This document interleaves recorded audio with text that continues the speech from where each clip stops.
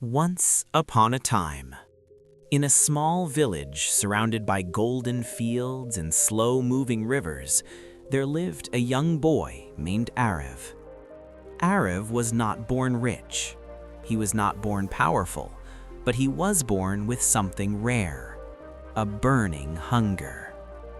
Every morning before sunrise, while the village still slept, Arav would walk barefoot across the cool soil toward his family's land. The mist would hang low over the crops, and the first light of dawn would paint the sky in shades of orange and hope. His father was a farmer, a simple man, a wise man, and in the center of their land stood something special, an ancient banyan tree. The villagers called it the Tree of Time, because it had stood there longer than anyone could remember, and beneath its shade, generations had learned the hardest lessons of life. One summer, Arav decided he didn't want an ordinary life. He didn't want to struggle forever. He wanted success, and he wanted it fast. He worked harder than ever before, planted more crops, woke up earlier, slept later. His hands grew rough, his back ached, but inside his heart, he was impatient. One afternoon, as he watched the crops grow slowly under the sun, he clenched his fists. "Why is it taking so long?" he whispered. Weeks passed. The crops were growing, but slowly, too slowly for his dreams. One day, a wealthy trader from the city came to the village. The trader wore fine clothes and shiny shoes. He spoke of quick money, fast profits, instant success. "If you harvest early," the trader told the villagers, "you can sell before the market floods. You will earn more." The words struck Arav like lightning. Harvest early, earn quickly, be successful sooner. That night he could not sleep. The moonlight entered through his window, but his mind was louder than the crickets outside. "Why should I wait?" he thought. "The crops look ready enough." He imagined himself richer than everyone else, respected, admired. By morning, his impatience had made its decision. Before his father woke up, Arav went to the fields with a sickle in his hand. The crops were tall, golden, but not fully ripe. He hesitated for a moment. Then he cut them down, bundle after bundle, working quickly, heart racing. He filled the cart before the sun had fully risen. When his father arrived and saw the empty field, his face turned pale. "Arav, what have you done?" "I harvested early," Arav replied proudly. "We'll sell before everyone else." His father closed his eyes. "My son, these crops needed more time." But Arav would not listen. He took the harvest to the market. At first, he stood confidently, but as buyers inspected the grains, their expressions changed. "This is too soft. These grains are not mature. They won't grind properly." One by one, they walked away. The sun climbed higher, the market grew louder, but Arav's stall remained silent. Not a single bag sold. Whispers began.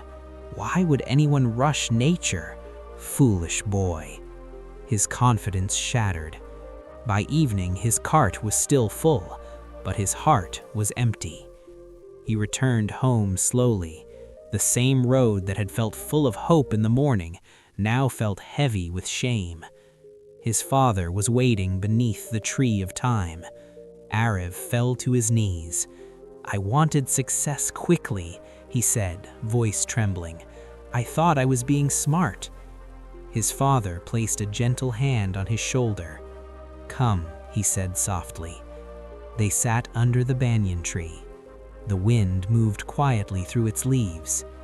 "My son," his father began, "do you know why this tree is so strong?" Arav shook his head. "Because it did not grow in a hurry. It survived storms, it survived drought, It survived seasons of nothing. While you saw nothing above ground, its roots were growing deeper below. Success is like that, his father continued. If you force it before it matures, it will crumble in your hands. Arav listened carefully. But if you allow time to shape you, strengthen you, prepare you, then when success finally comes, it will stay. Tears rolled down Arav's cheeks. I was impatient. Yes, his father said gently, but impatience is a lesson, not a life sentence. The next season, Arav worked again, but this time he was different. He still woke up early, still worked hard, but he no longer counted the days impatiently. He focused on improving the soil, strengthening the roots, learning from mistakes. When the crops began to grow again, he felt the same urge to rush, but he resisted. He waited. He watched. The color deepen. He tested the grains. He trusted the process. Weeks passed. Then one morning, the field stood tall and golden, not almost ready, not nearly ready, fully ready. This time, when he harvested, there was confidence in his movements, calm, certainty. At market, buyers approached. They examined the grains. Their eyes widened. This is excellent quality, perfectly matured. Within hours, everything was sold, and not at a cheap price, but at a premium. As Arav held the money in his hands, he realized something powerful.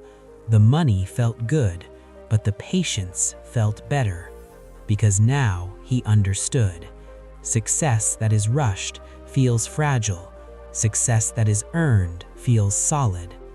That evening, under the tree of time, his father smiled.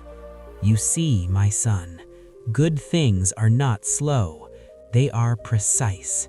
They arrive exactly when you are ready to handle them. Years passed. Arav became one of the most respected farmers in the region, not because he chased quick money, but because he mastered timing. He became known for quality, for consistency, for wisdom beyond his age.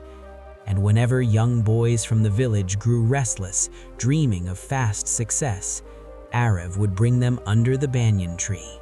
He would tell them the story of the season he harvested too early.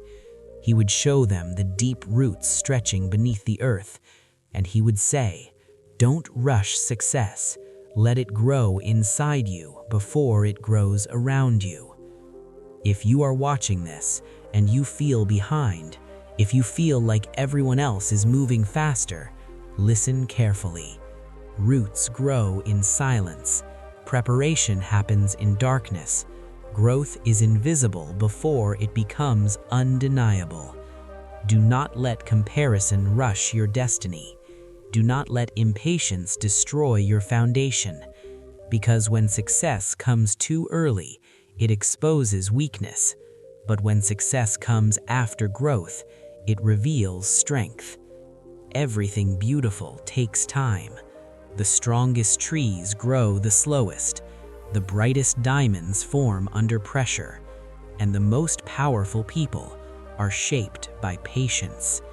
So work, grow, improve, but don't rush, because the season that feels slow may be the season building your roots. And when your time finally arrives, it will not feel forced.